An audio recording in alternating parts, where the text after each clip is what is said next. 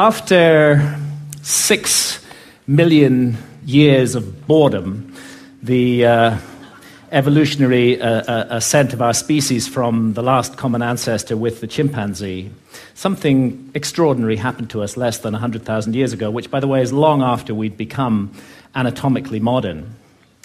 It was a kind of emergence into consciousness less than 100,000 years ago, really less than 40,000 years ago, when we became fully symbolic creatures.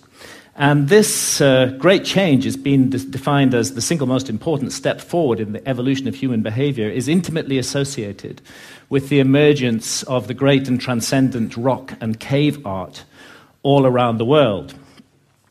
And over the last 30 years, researchers led by Professor David Lewis Williams at the University of Witwatersrand in South Africa and many others have suggested an intriguing and radical possibility, which is that this emergence into consciousness was triggered by our ancestors' encounters with visionary plants and the beginning of shamanism. If you analyze the cave art, there's not time to go into the details here, but there are so many details that make it clear that this was an art of altered states of consciousness, of visions, and that plants like the Amanita muscaria mushroom or psilocybin mushrooms appear to have been directly connected with this sudden and radical change.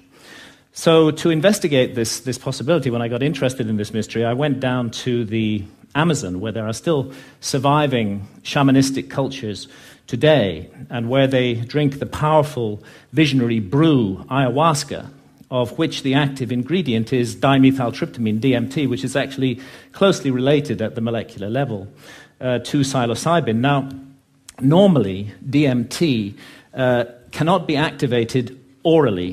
When we encounter it in the West, it's generally smoked. There's an enzyme in our stomachs called monoamine oxidase, which switches off DMT on contact. But in the Amazon, they've got round this problem, and they say it was the spirits that taught them how to do it. The DMT in the ayahuasca brew is contained in these leaves from a plant that they call chacruna in the Amazon. And there they mix it together with this vine. And out of the 150,000 different species of plants and trees in the Amazon, this is the one that contains a monoamine oxidase inhibitor, which switches off that enzyme in our stomachs and allows the DMT in the leaves, when the two are married together and cooked in water, to be absorbed orally and takes us on a 4-hour journey into extraordinary realms. Now, it's no joke to drink ayahuasca. The ayahuasca brew it has a foul taste, really hideous, and a dreadful smell. And after you've drunk your cup, you'll find within 45 minutes or so that you're sweating, that you're feeling nauseous. Pretty soon you may well be vomiting, you may well have diarrhea. So, nobody's doing this for recreation. And I'd like to add that I don't think any of the psychedelics should be used for recreation. They have much more serious and important mission with humanity. So we're not doing this for fun. But what draws people to ayahuasca again and again to brace themselves for this experience, and you do have to brace yourself, is its extraordinary effects at the level of consciousness. And one of those effects has to do with creativity, and we can see the creative cosmogenic impulse of ayahuasca in the paintings of ayahuasca shamans from Peru, like the paintings of Pablo Amaringo here, those richly saturated colors, the amazing visions that they reproduce. And this creative impulse has also spread to Western artists. Many Western artists now have been deeply influenced by ayahuasca and are also painting their visions. And as these paintings show, another universal experience of ayahuasca is the encounter with seemingly intelligent entities which communicate with us telepathically. Now, I'm making no claim one way or another as to the reality status of these entities we encounter, simply that phenomenologically, in the ayahuasca experience, they are encountered by people all over the world. And most frequently of all, the spirit of ayahuasca herself, Mother Ayahuasca, who is a healer. And although she's kind of the mother goddess of the planet, She seems to take a direct personal interest in us as individuals, to heal our ills, to want us to be the best that we can possibly be, to correct errors and mistakes in our behavior that may be leading us down the wrong path. And this is perhaps why, and it's an untold story, really, ayahuasca has been fantastically successful in getting people off harmful addictions to hard drugs such as heroin and cocaine. Jacques Mabit at the Takiwasi Clinic in Peru brings heroin and cocaine addicts out there for a month, gives them 12 ayahuasca sessions, and they have encounters with Mother Ayahuasca during those sessions that lead them not to wish to take heroin or cocaine anymore, and more than half leave completely free of their addiction, never return to it, and don't even have withdrawal symptoms. And the same incredible healing work was being done in Canada by Dr. Gabor Mate until the Canadian government intervened and stopped his healing practice on the grounds that ayahuasca itself was an illegal drug. Now, I have some personal experience of this. I have not been addicted to heroin or cocaine, but I had a 24-year non-stop cannabis habit. And this started off smoking the herb and laterally vaporizing it, but the basic truth is that for 24 years I was pretty much permanently stoned. And I enjoyed being stoned. And I felt that it helped me with my work as a writer, and perhaps at some point it did. But when I first encountered ayahuasca, I'd already been smoking cannabis for 16 years, and almost immediately, ayahuasca started giving me messages that this was no longer serving me, that it was leading me to behave in negative and unhelpful ways towards others. And of course, I ignored those messages for years and years and went back to being stoned 16 hours a day. But that negative behavior that ayahuasca was pointing up did actually get worse and worse. I don't want to put down cannabis, and I believe it's the sovereign right of every adult to choose to smoke cannabis if they wish to do so. But I think I was overusing it. I think I was abusing it, not using it responsibly. And I became more and more paranoid, jealous, possessive, suspicious. I was subject to irrational rages. I often made the life of my beloved partner, Santha, a misery. And when I went down for my regular encounter with ayahuasca in October 2011, I was given the most unbelievable kicking by Mother Ayahuasca. And I was put through an ordeal. It was a kind of life review. And it's not an accident that ayahuasca is the vine of the dead. I was shown my death. And I was shown that if I came to death, and what awaits us after death, without having corrected the mistakes that I was making in my life, that it would be a very bad thing to meet for me. And actually, Mother Ayahuasca literally took me to hell. And that hell was a little like this hell painted by Hieronymus Bosch, a truly terrible place, and a little like the place that the ancient Egyptians called the judgment hall of Osiris, where our souls are weighed in the scales in the presence of the gods, against the feather of truth, of justice, of cosmic harmony. And I was shown that the path I was walking, my abuse of cannabis and the behavior associated with it, was going to lead me to be found wanting in the judgment, and that I might face annihilation in the world beyond death. So perhaps not surprising that when I came back to England later in October 2011, I gave up cannabis. And I've never smoked it again since then. And actually, and again, I'm speaking only personally with no comment on others' use of cannabis, it's as though a monkey has been lifted off my back. I'm liberated in incredible ways. Far from my creativity being inhibited, I find myself writing much more productively, much more creatively, much more focused, and much more efficiently.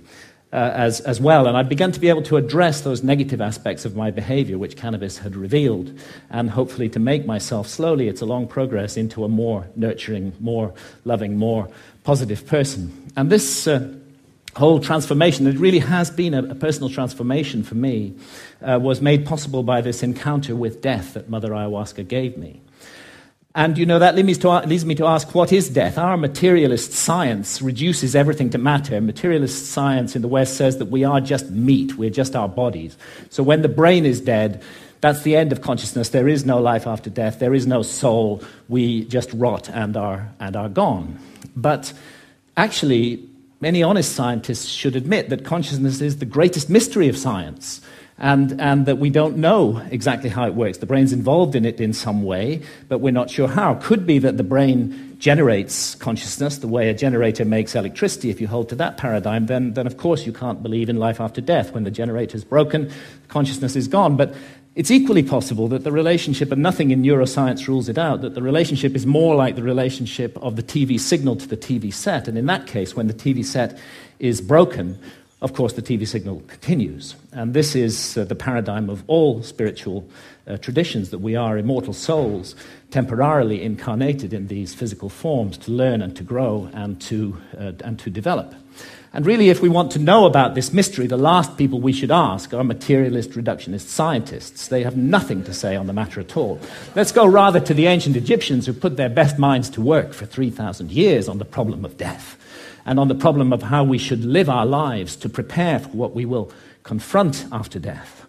And the ancient Egyptians expressed their ideas in transcendent art, which still touches us emotionally today, and they came to certain very specific conclusions, that the soul does survive death, and that we will be held accountable for every thought, every action, every deed that we have lived through in our lives. So we'd better take this precious opportunity to be born in a human body seriously and make the most of it. And in these inquiries into the mystery of death, the ancient Egyptians weren't just exercising their imaginations. They highly valued dream states, and it's now known that they used visionary plants like the hallucinogenic blue water lily. And it's interesting that the ancient Egyptian tree of life has recently been identified as the Acacia nilotica, which contains high quantities of DMT, dimethyltryptamine, the same active ingredient that we find in ayahuasca. Now, it's difficult to imagine a society more different from the society of ancient Egypt than our society today. We hate visionary states in this society. In our society, if we want to insult somebody, we call them a dreamer. In ancient societies, that was praise. And we have erected huge apparatuses of armed bureaucracies who will invade our privacy, who will break down our doors, who will arrest us, who will send us to prison, sometimes for years, for possessing even small quantities of psilocybin or substances like DMT, whether in its smokable form or in the ayahuasca brew. And yet, ironically, DMT is, we now know, a natural brain hormone. We all have it in our bodies, and it's just that its function remains unknown for lack of research. And it's not as though our society is opposed in principle to altered states of consciousness. I mean, billions are being made by the unholy alliance of psychiatrists and big pharma in overprescribing drugs to control so-called syndromes like depression or attention deficit disorder in teenagers. And we have a love affair in our society with alcohol. We glorify this most boring of drugs, despite the terrible consequences that it often has. And of course, we love our stimulants, our tea, our coffee, our energy drinks, our sugar, and huge industries are built around these substances, which are valued because of the way they alter consciousness. But what all these approved altered states of consciousness have in common is that none of them contradict or conflict with the basic state of consciousness valued by our society, which I would call the alert, problem-solving state of consciousness, which is good for the more mundane aspects of science. It's good for the prosecution of warfare. It's good for commerce. It's good for politics. But I think everybody realizes that the promise of a society over-monopolistically based upon this state of consciousness has proved hollow, and that this model is no longer working, that it's broken in every possible sense that a model can be broken, and that urgently we need to find something to replace it. The vast problems of global pollution that have resulted from the single-minded pursuit of profit, the horrors of nuclear proliferation, the specter of hunger, that millions every night go to bed starving, that we can't even solve this problem despite our alert problem-solving state of consciousness. And look what's happening in the Amazon, the lungs of our planet, this precious home of biodiversity. The old-growth rainforest being cut down and replaced with soybean farms so we can feed cattle, so that we can all eat hamburgers. Only a truly insane global state of consciousness could allow such an abomination to occur. And I did a back-of-an-envelope calculation during the Iraq War. It seems to me that 6 months' expenditure on the Iraq war would have solved the problem of the Amazon forever, would be sufficient to compensate the peoples of the Amazon so that no single tree ever needed to be cut down again to garden and look after that amazing resource. But we can't make that decision as a global community.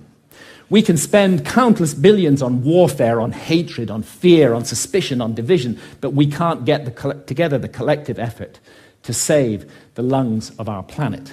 And this is perhaps why shamans from the Amazon are now mounting a kind of reverse missionary activity. When I've asked shamans about the sickness of the West, they say it's quite simple. You guys have severed your connection with spirit. Unless you reconnect with spirit and do so soon, you're going to bring the whole house of cards down around your heads and ours. And rightly or wrongly, they believe that ayahuasca is the remedy for that sickness. And many now are being called to the Amazon to drink ayahuasca, and ayahuasca shamans are traveling throughout the West, offering the brew, often under the radar, often at personal risk, to bring about consciousness change. And it's true that the message of ayahuasca, the universal message, is about the sacred, magical, enchanted, infinitely precious nature of life on Earth and the interdependence of material and spiritual realms. And it's impossible to work with ayahuasca for long without being deeply and profoundly affected by this message. And let's not forget that ayahuasca is not alone, that it's part of an ancient worldwide system of the targeted, careful, responsible alteration of consciousness. It's recently been shown by scholars that the kykeon used in the Eleusinian mysteries in ancient Greece was almost certainly a psychedelic brew, that the soma of the Vedas may well have been a brew based upon the Amanita muscaria mushroom. We have the DMT in the ancient Egyptian tree of life. We have the whole global cultures of surviving shamanism, and what it's all about is a state of consciousness that's designed to help us find balance, harmony. The ancient Egyptians would have called it Ma'at, with the universe, and to remain mindful that what we're here to undertake on Earth while immersed in matter is fundamentally a spiritual journey aimed at the growth and perfection of the soul, a journey that may go back to the very origins of what made us human in the first place. And I stand here invoking the hard-won right of freedom of speech to call for and demand another right to be recognized, and that is the right of adult sovereignty over consciousness. There's a war on consciousness in our society, and if we as adults are not allowed to make sovereign decisions about what to experience with our own consciousness while doing no harm to others, including the decision to use responsibly ancient and sacred visionary plants, then we cannot claim to be free in any way. And it's useless for our society to go around the world imposing our form of democracy on others while we nourish this rot at the heart of society and we do not allow individual freedom over consciousness. It may even be that we're denying ourselves the next vital step in our own evolution by allowing this state of affairs to continue, and who knows, perhaps our immortal destiny as well. Thank you, ladies and gentlemen.